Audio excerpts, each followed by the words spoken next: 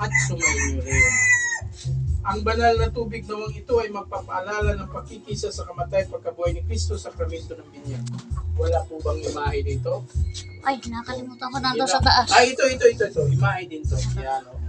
Panginoong Hesus, kawan niyo po kami. Sa lahat ng mga apostoles, ipanalangin niyo po kami. Panginoong Hesus, tulungan niyo po kayong pagalingin ang aming kapatid na may mga karamdaman, lalo na po sa aming kapatid na si Nanay Gloria.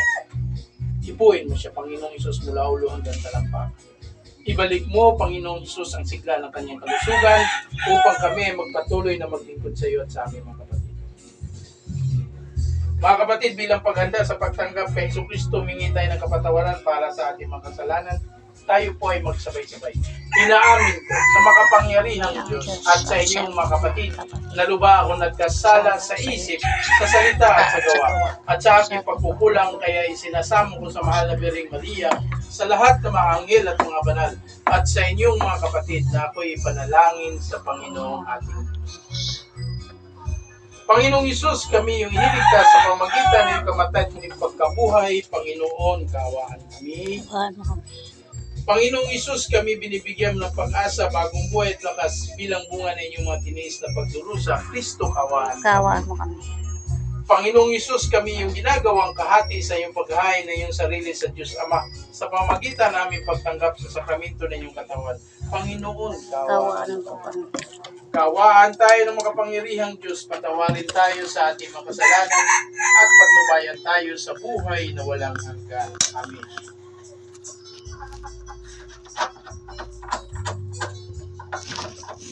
Ang pagpapahayag ng mabuting balita ng Panginoon ayon kay San Juan, papuri sa iyo, Panginoon.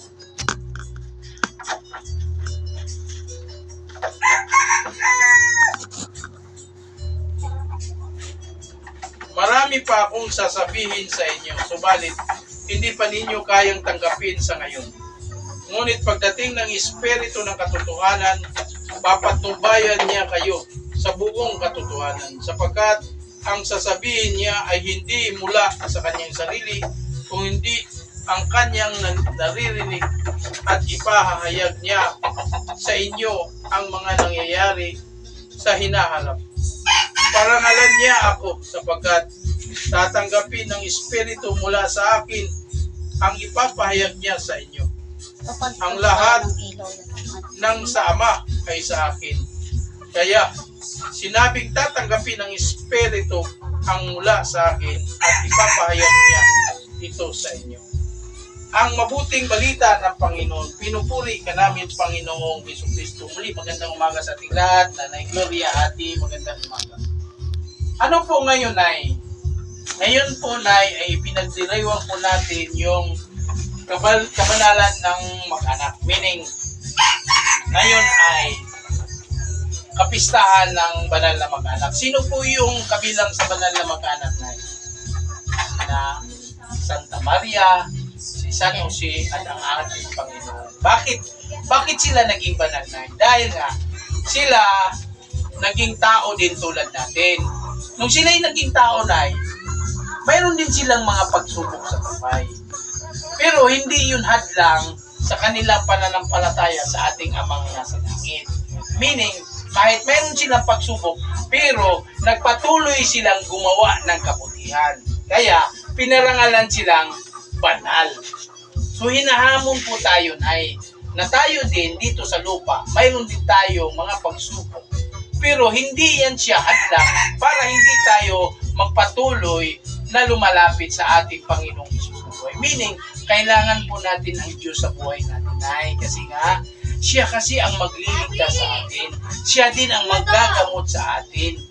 Kung mayroon tayong kasalanan, ang Diyos din ang manggagamot, pinapatawad.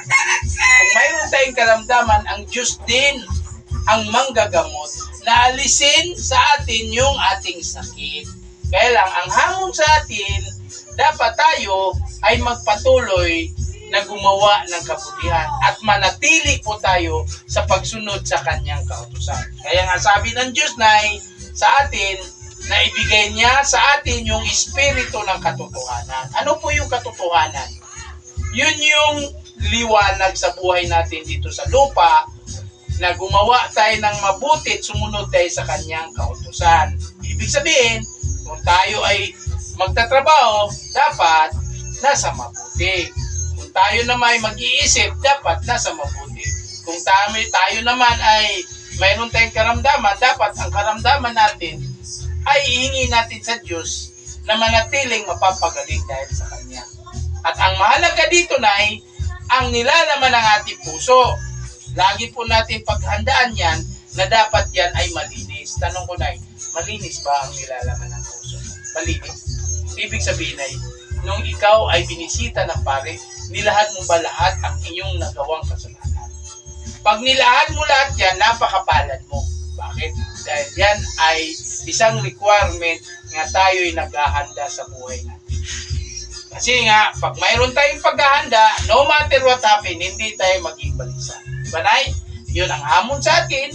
Dapat manatili tayo sa kalooban ng ating Panginoong Hesus na tuloy na tayo na gumawa ng mabuti ang dito sa buhay. Okay. Ngayon, sama-sama po tayong manalangin na linsunod sa itinuro ng ating Panginoong Hesus. Ama namin, sumasalangit ka, sambahin ang ngalan mo, mapasa amin ang kaharian mo at sundin ang loob mo dito sa lupa para lang sa langit.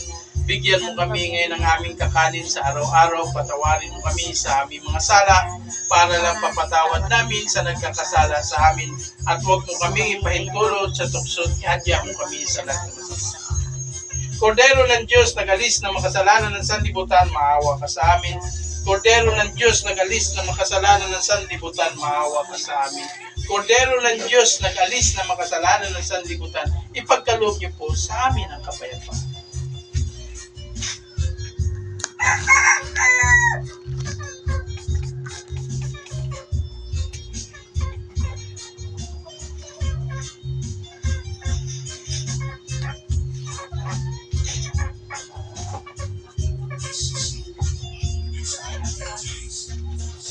Ito po si Kristo.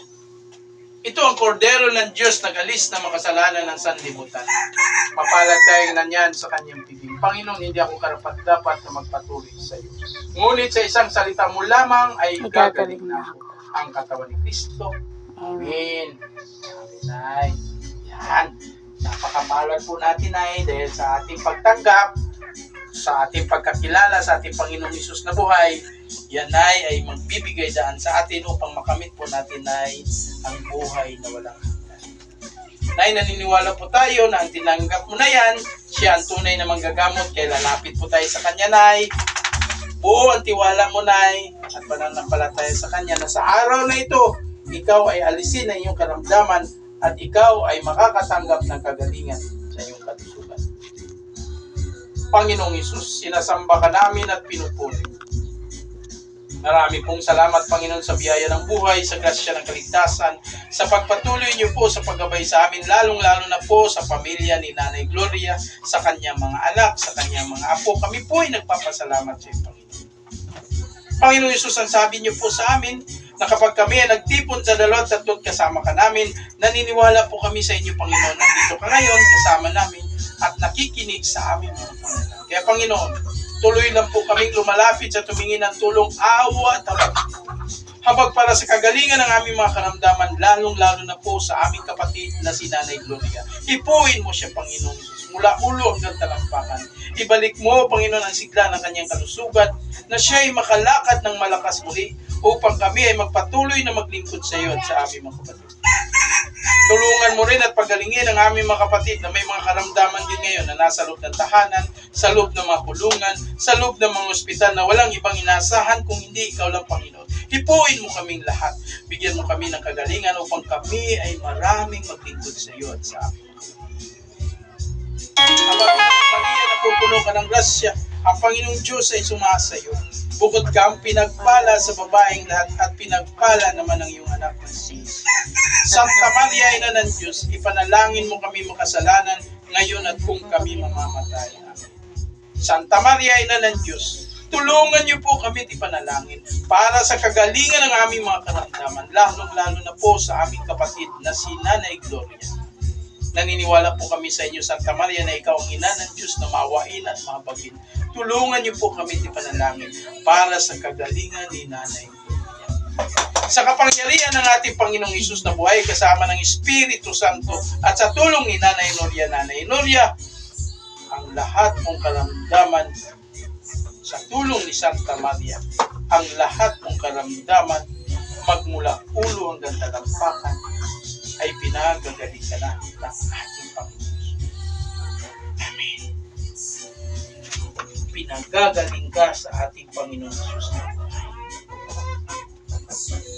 Magaling ka na. Amen.